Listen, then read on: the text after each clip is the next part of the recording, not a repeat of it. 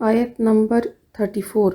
وَإِذْ قُلْنَا لِلْمَلَائِكَةِ اسْجُدُوا لِآدَمَ، اور جب کہا ہم نے فرشتوں سے سجدہ کرو آدم کو، فَسَجَدُوا إِلَّا إِبْلِيسَ، تو سب نے سجدہ کیا سوائے ابلیس کے، ابا واستکبر، اس نے انکار کیا اور تکبر کیا، وَكَانَ مِنَ الْكَافِرِينَ، اور وہ ہو گیا کافروں میں سے۔ اللہ تعالیٰ نے آدم علیہ السلام کو علم کی فوقیت دی۔ یہ سجدہ تعظیمی سجدہ تھا، لیکن ہماری شریعت میں اس کی اجازت نہیں ہے۔ ابلیس جنوں میں سے تھا، یہ بات قرآن مجید میں موجود ہے۔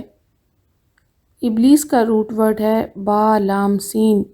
بالاسا کا مطلب ہے انتہائی مایوس ہوا، اللہ کی رحمت سے مایوس، کیونکہ اس نے اللہ کے حکم کا انکار کیا اور تکبر کیا۔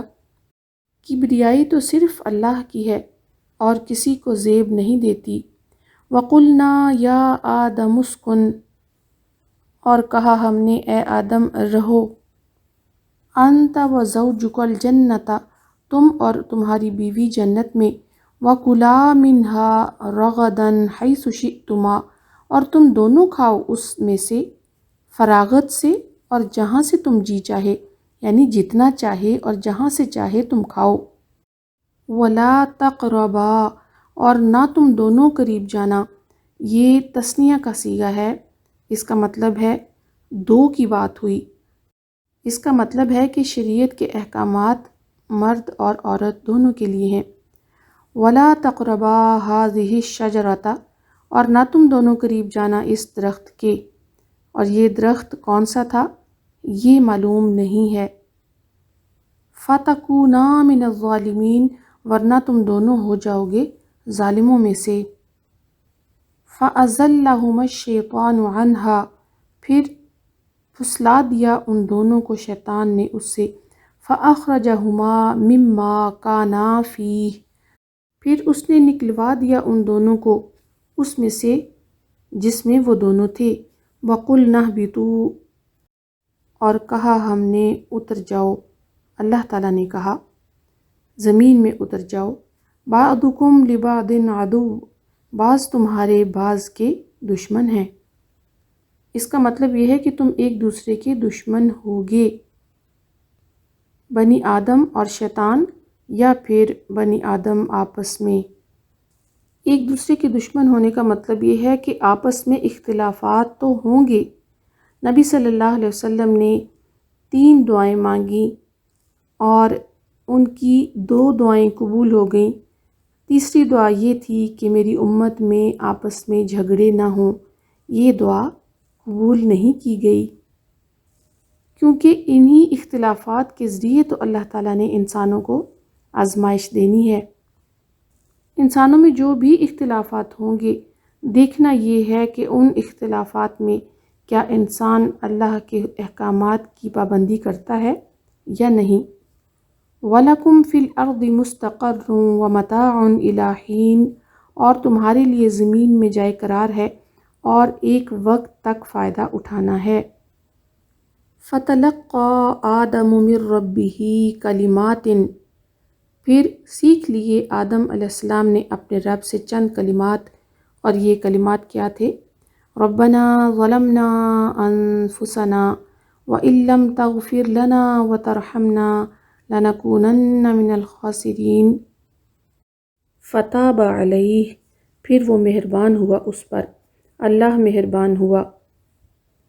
إِنَّهُ هُوَ التَّوَّابُ الرَّحِيمُ، بے شک وہ وہی ہے بہت توبہ قبول کرنے والا، نہایت رحم فرمانے والا۔ تابہ الی ہوتا ہے اللہ کا بندے پر مہربان ہونا، اور تابہ الی ہوتا ہے بندے کا اللہ کی طرف رجوع کرنا۔ قُلْنَا اهْبِطُوا مِنْهَا جَمِيعًا، کہا ہم نے اتر جاؤ اس میں سے سب کے سب۔ فَإِمَّا يَأْتِيَنَّكُم مِّنِّي هُدًى، پھر جب آئے تمہارے پاس میری طرف سے کوئی ہدایت، یعنی کوئی رسول آئے کتاب لے کر یا کوئی نبی آئے، فَمَن تَبِعَ هُدَايَ، تو جس نے پیروی کی میری ہدایت کی، فلا خوف علیہم ولا ہم یحزنون، تو ان پر نہ کوئی خوف ہوگا اور نہ وہ غمگین ہوں گے۔ خوف ہوتا ہے مستقبل کا اور حزن ہوتا ہے ماضی کا۔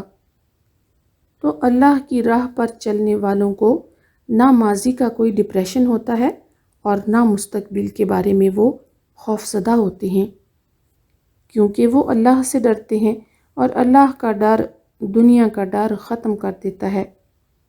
آج کل بہت پریشانیاں اور ڈپریشن ہو رہے ہیں، اس کی وجہ صرف اور صرف اللہ سے اور اس کے دین سے دوری ہے۔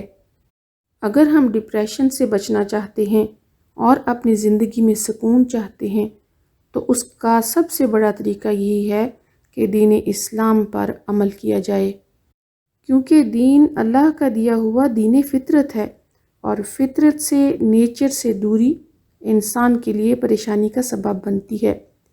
والذین کفروا وکذبوا بآیاتنا، وہ جنہوں نے کفر کیا اور ہماری آیات کو جھٹلایا، اولئک اصحاب النار، یہی لوگ آگ کے ساتھی ہیں، ہم فیہا خالدون، وہ اس میں ہمیشہ رہنے والے ہیں۔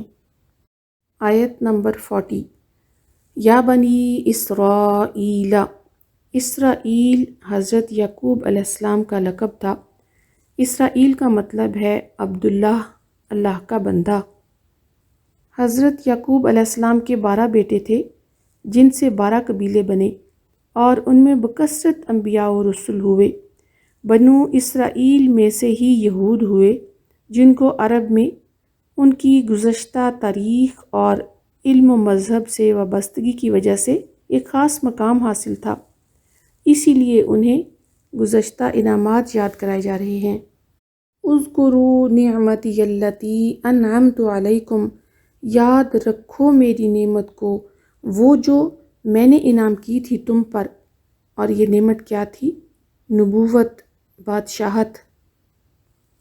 وَأَوْفُوا بِعَہْدِی أُوفِ بِعَہْدِکُم، اور میرے عہد کو پورا کرو، میں تمہارے عہد کو پورا کروں گا۔ کیا عہد تھا اللہ کا؟ اللہ کی فرما برداری، اور ان کی کتابوں میں نبی صلی اللہ علیہ وسلم کی آمد کی جو خوشخبری تھی، اس کے مطابق نبی صلی اللہ علیہ وسلم پر ایمان لانا۔ وَإِيَّايَ فَارْهَبُونِ، اور صرف مجھ سے ہی ڈرو۔ اس آیت مبارکہ سے 3 باتوں کا پتہ چلتا ہے۔ ایک تو اللہ کی نعمت کو یاد رکھنا، دوسرا اللہ نے فرمایا ہے کہ میری فرما برداری کرو گے تو ہی میں تم پر رحم کروں گا۔